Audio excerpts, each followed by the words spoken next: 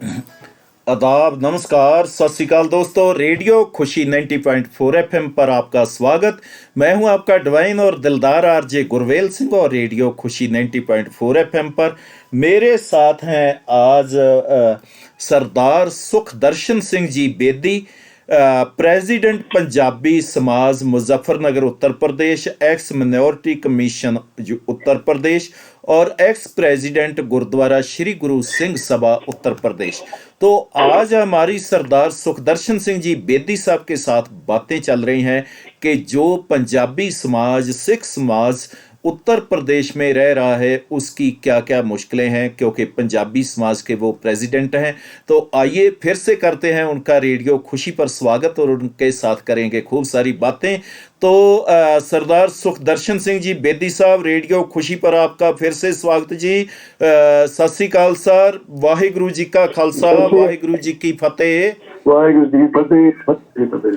Sir, आप पंजाबी समाज के प्रेसिडेंट हैं मुजफ्फरनगर में, और पंजाबी समाज आपका रियली बहुत एग्जेम्पलरी है। उसकी जेकर मैं बात करूं, मैं बहुत नज़दीक से जानता हूं आपके इधर के जितने भी पंजाबीस हैं, और बहुत अच्छा, क्योंकि जितनी उनकी तारीफ कर लें वो ही कम है।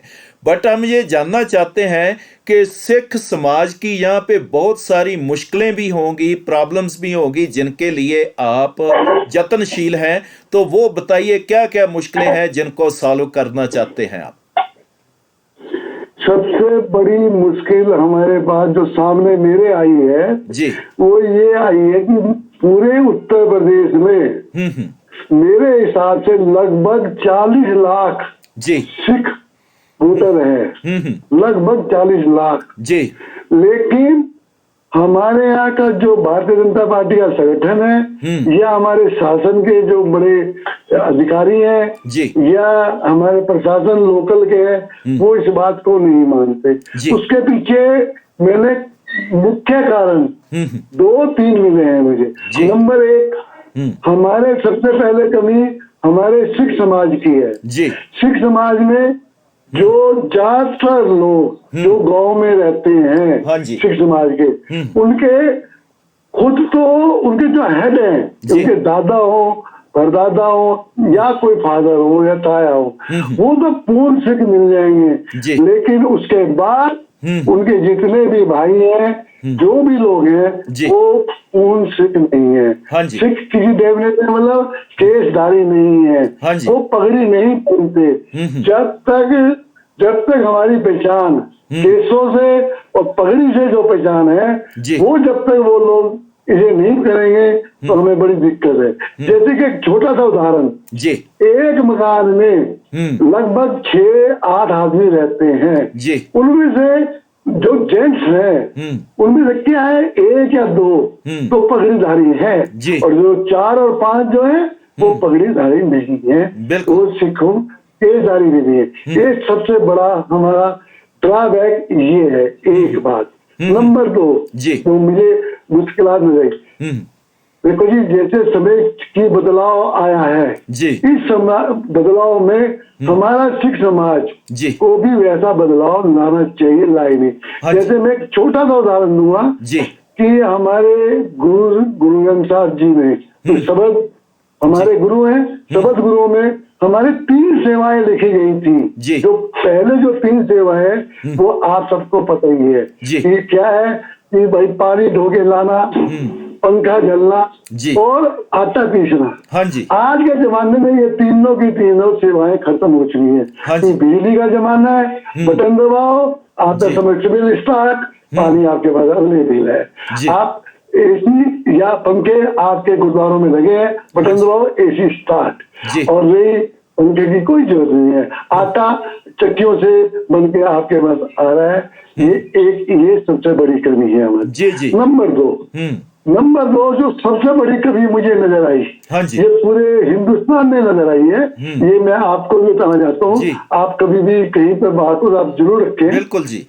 हमारे गुरु गोविंद सिंह जी महाराज ने चारों वर्णों को जोड़ के खालसा बनाया था, उसमें उन्होंने अमृत पान किया रहा था, लेकिन उन्होंने चारों वर्णों को हटा के अब लेकिन हमारे हम लोगों ने अमृत का पान तो कर लिया, अमृत पान तो कर लिया, लेकिन अमृत धारी नहीं बने। हाँ जी। क्योंकि हमें वर्णों में फिर भी बटे हुए हैं। जैसे मैंने आपने मेरा कहा सुदर्शन सिंह बेदी, किसी का लिख दिया कोई कालरा, कोई कुछ अपनी बिरादरी छोड़ी। पहली बार गुरु गोविंद सिंह जी महाराज ने कहा था कि चाहे वो शूद्र हो, चाहे सिकलीगर हो, चाहे वो बंजारा हो, ये अमृतधारी है, आपको शादी ब्याह अमृत धारी वालों के बीच में। लेकिन हम जब भी अपना रिश्ता बच्चों का ढूंढते हैं, जितनों ने भी अमृत पान किया हुआ है, मैं 95% या 98% कहूँगा, वो अपनी बिरादरी में ही ढूंढते हैं। एक सबसे बड़ी कमी ये है। तीसरी बात, हमारे जो आगू हैं, जो हमारा एचजीबीसी है, हमारा अकाल तख्त है, उन लोगों ने हमारे जो सबसे कमजोर वर्ग, 3 वर्ग कमजोर हैं, एक हमारे रविदासिया, एक सिकलीगर, एक बंजारे, इन तीनों को अपने पास ना बिठाया, ना उनके पास गए, ना उनकी कोई प्रॉब्लम सुनी, ना उनकी शिकायत सुनी, वो अपने आप को अपेक्षित समझते थे।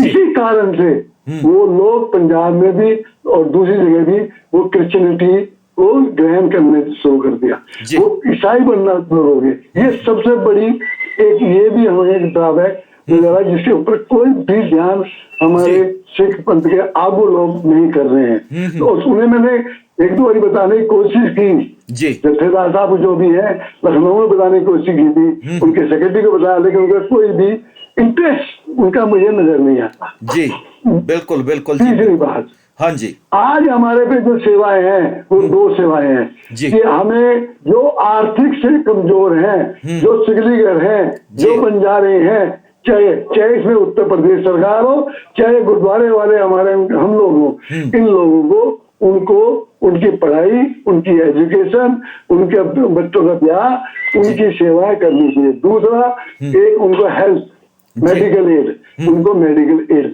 जब तक हम इसके ऊपर नहीं चलेंगे काम। लेकिन प्रॉब्लम कहाँ है? सबसे बड़ी प्रॉब्लम, आज जितने भी गुरुद्वारे में लोग जाते हैं वो या तो आनंद साहब का पाठ होता है जब जाते हैं, या अरदास के टाइम पे जाते हैं, या हुक्मनामे में, या लंगर में सबसे ज्यादा भीड़ होती है, इसलिए तो जाते हैं। कोई वहां पे सुनने जाता ही नहीं, कोई बैठता ही नहीं, ना कीर्तन सुनता, ना कथा सुनता। जो नए बच्चे हैं उन्हें कोई इंटरेस्ट नहीं है, कीर्तन से उन्हें कुछ समझ में नहीं आती।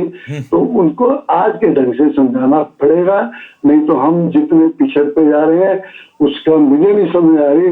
मैं बहुत चिंतित हूँ, मेरे समझ से बाहर है कि उसे हम कैसे कवर करें। लेकिन सरकार, हमारी सरकार को भी हम यही कहना चाहते हैं कि सिख समाज में हकीकत में हमारे अभी 15-20% ऐसे हैं जो सिकलीगर, बंजारे या उससे भी नीचे, जो आर्थिक पोजीशन से बहुत कमजोर हैं। उनको उत्तर प्रदेश की योजनाएं और भारत सरकार की योजनाएं भी मिलनी चाहिए। अभी आज से 3 दिन पहले मेरी मुलाकात रामजा राज गुरुद्वारे में अपने माननीय इकबाल सिंह लालपुरा, जो नेशनल माइनॉरिटी चेयरमैन है, उनसे भी मैंने वहां पे भी अपनी यही बात उनके आगे रखी थी। उन्होंने आपकी बात वाजिब है, इसमें जो मेरी हेल्प होगी मैं करने की कोशिश करूँगा। तो मेरा जो कहना है, एक बात, सबसे कमी तो हमारी ज्यादा है, कमी भी हम लोग ज्यादा है, ना कि दूसरों से। पहले तो हमें खुद को उठना पड़ेगा। हर गुरुद्वारे की कमेटियों को अपने घर जाके सबको कुछ बातें समझानी पड़ेगी, नहीं तो हम पिछड़ते जाएंगे, पिछड़ते रहेंगे। ये मेरी सोच है। रही पंजाबी समाज और सिख समाज, मुजफ्फरनगर में सिख समाज पंजाबी समाज में कोई फर्क नहीं है, जबकि प्रॉपर मुजफ्फरनगर शहर में हम बहुत कम लोग हैं, बहुत ही कम सिख समाज के लोग। मैं दिखूंगा 300-250-300 घर से ऊपर नहीं है, लेकिन पंजाबी समाज ज्यादा है। उन लोगों ने सबके होने के बावजूद भी हम लोगों को उन्होंने प्रधान अपना बनाया था पंजाबी समाज में। तो आपस में भाईचारा है, क्योंकि क्या है, जो कट्टरपंथी सिख लोग हैं, यदि हम कहीं मंदिर में चले गए, भले हम आरती नहीं करते, भले हम मूर्ति पूजा नहीं करते, भले वहां जाके गए उनके पास खड़े हो गए, उन्हें राम राम का नाम दिया या कृष्ण भगवान का नाम दिया, मैं भी राम राम का नाम दे दिया कृष्ण। जबकि गुरु ग्रंथ साहब में 1082 अंक में कृष्ण भगवान के पत्नी कितने नाम लिखे गए हैं आप पढ़ लें। राम दोनों पता है हमें, राम जो राम असली राम और दशरथ पुत्र राम हमें पता है, लेकिन फिर भी हमें अपने बच्चों को बहुत कुछ सिखाना पड़ेगा। बिल्कुल जी, ये जब बात कर रहे हैं ना आप, तो मुझे यही चीज याद आ रही है। आज जेकर तो वो हमारे गुरुद्वारा में आए तो हमें अच्छा लगता है कट्टरपंथियों को, पर जेकर हम उनके साथ मिलें बैठे जाएं उनके समाज में तो फिर बुरा लगता है। और मैं ये बात कहनी चाहता हूँ जेकर, क्योंकि मैं खुद जानता हूं आपके बहुत ही प्रिय हैं धर्मेंद्र वत्स जी होते थे, उनके बेटे हैं यतीश वत्स, हमारे पास इधर रहे हैं। और एक एग्जेम्पलरी जिनको हम कह लें कि हमारे हीरे हैं लोग, उन जैसे अच्छे लोग आपके जहाँ पे है जिनको आपने संभाल कर रखा है, तो उनके साथ मिलना करना सारा ये कैसा रहता है आपका? क्योंकि यहाँ की जो गुरु घर से भी वो जुड़े होते हैं सारे, तो कैसे लगता है? और आज वो कम हो रहे हैं, क्यों कम हो रहे हैं? देखिए मैं कम तो इसलिए नहीं कह रहे हैं, कम तो हम सिख समाज के बच्चे भी हो रहे हैं और दूसरे शहरदारी भी कम हो रहे हैं। उसका कारण है जो भी बच्चे आज सीबीएसई स्कूलों में पढ़ते हैं, जो भी इंग्लिश मीडियम स्कूलों में पढ़ते हैं, उन्हें वहाँ पे कीर्तन में उतना रस नहीं है, ना उन्हें समझ नहीं आ रही है। जो गुरुद्वारों में कथाएं होनी चाहिए ज्यादा, हर कथा होनी चाहिए, वो कथाएं नहीं होती। एक जिससे आजकल स्मार्ट टीवी आ रहे हैं, उस स्मार्ट टीवी में जब तक हम अपने बच्चों को अपने पुरातन इतिहास और अपने जो बलिदान दिए उनके गुरुओं के कहानियां के रूप में जब तक हम नहीं बताएंगे, जब तक हमारे बच्चे या शहरदारी बच्चों ने रही प्रेम भाव की बात, चाहे मैं गुरुद्वारे का प्रधान रहा या नहीं रहा, जितने भी यहाँ अंदर वाले जो अच्छे लोग हैं वो मुझे बुलाते हैं, मैं जरूर जाता हूँ। चाहे भले कोई कुछ कहता हूँ तो जवाब देना मुझे आता है। मैं वहां जाकर खुद कहता हूँ मैं आरती नहीं करूंगा, मैं मूर्ति की पूजा नहीं करूंगा। मैं जैन धर्म वाले मुझे बुलाते हैं और जैन में जो मुनि होते हैं, आचार्य होते हैं, वो उनकी आरती करते हैं, मैं उनकी आरती नहीं करता। मैंने एक आचार्य से मेरी बहुत खुल के बात हुई, कहना भैया हम भी मूर्ति पूजा नहीं करते, उन्हें खुद बताया आचार्य ने। हाँ, जो नए बच्चे जो श्रावक हैं, जो स्टार्टिंग वाले हैं, उन लोगों को मूर्ति से सिखाया। एक साधु संत सनातनी ने मुझे समझाया, जिस तरह आप बच्चे को जब बच्चा बोलना शुरू करता है, पढ़ना शुरू करता है, उसे फोटो से सिखाया जाता है। ऐसे अनार, ऐसे आ से आम, इसे इमली, जिस तरह की फोटो दिखा के सेब दिखा के फोटो दिखाकर उसे पढ़ाया जाता है, ऐसी हम मूर्ति के उन्हें आके यहाँ पे उनका नाम लो, क्योंकि आज भी उनके भी मन में जो हमारे गुरु ग्रंथ साहब जी या हमारे गुरु ने कहा नाम प्रधान है, तो नाम ही प्रधान है। किसी भी धर्म में अब ऐसा नहीं है कि जहाँ पे नाम की उपासना ना होती है। कल युग में तो नाम ही लेना पड़ेगा, नहीं तो कोई रास्ता नहीं है। बिल्कुल। और रही भाईचारा प्रेम भाव में कोई कमी नहीं है। और सनातनी संत भी मेरे पास आते हैं, मैं भी चला जाता हूँ, वो लोग मेरे कहना है, जैन वाले भी मेरे पास आते मिल जाते हैं, हम भी चले जाते हैं। सबसे हमारा भाईचारा प्रेम भाव है।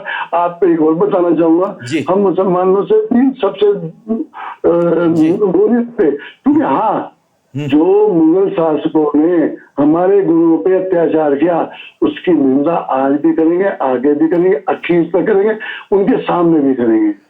लेकिन जैसे रोजा अफ्तारी होती है, एक दिन में अपने 100 रुपये रोजा अफ्तारी करता हूँ। तो मेरा तो सोचना कि मनुष्य मानवता ही सबसे बड़ा धर्म है। जब तक हम मानवता नहीं पाठ पढ़ाएंगे हम पीछे आ रहे। लेकिन कारण क्या है, हमारे गुरुद्वारे वाले भी जो पाखंड परम जो चीजें छोड़ गुरु नानक देव जी महाराज जी ने कही थी वही पकड़ ली, वही अपना कट्टरबाजी में आ गए। जबकि वो तो सबको कहते थे नाम जपो, वो तो खुद मक्का मदीना शिवालय सब जगह गए, हरिद्वार सब जगह गए। तो जो वो जा रहे गए तो हम क्यों जा रहे? बिल्कुल जी, बिल्कुल।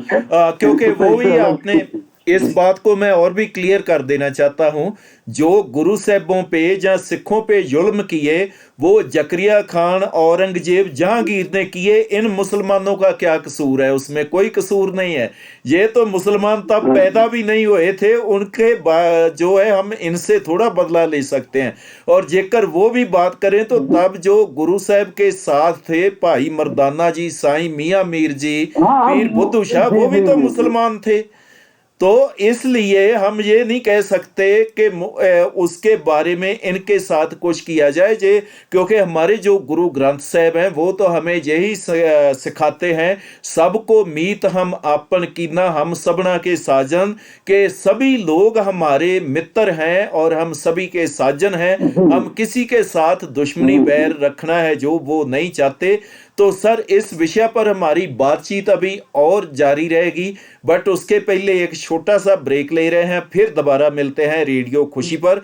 और मैं अपने लिसनर्स को जाने से पहले फिर बता देना चाहता हूं कि रेडियो खुशी 90.4 एफएम पर आज हैं मेरे साथ Sardar Sukhdarshan Singh ji Bedi, president Punjabi Samaj Muzaffarnagar, ex member minority commission Uttar Pradesh और ex president Gurudwara Shri Guru Singh Sabha Gandhi colony Muzaffarnagar Uttar Pradesh. और सर के साथ हमारी ये बातचीत है जो निरंतर जारी रहेगी और उनसे जानेंगे और बहुत सारी बातें, जो सेवाएं वो दे रहे हैं अपने इलाके में, जैसे सिखों की समस्याओं के ऊपर आज वो चर्चा कर रहे हैं। ये ऐसे ही हमारा प्रोग्राम कार्यक्रम निरंतर जारी रहेगा। इस एक छोटे से ब्रेक के बाद फिर मिलते हैं बहुत जल्दी। रेडियो खुशी 90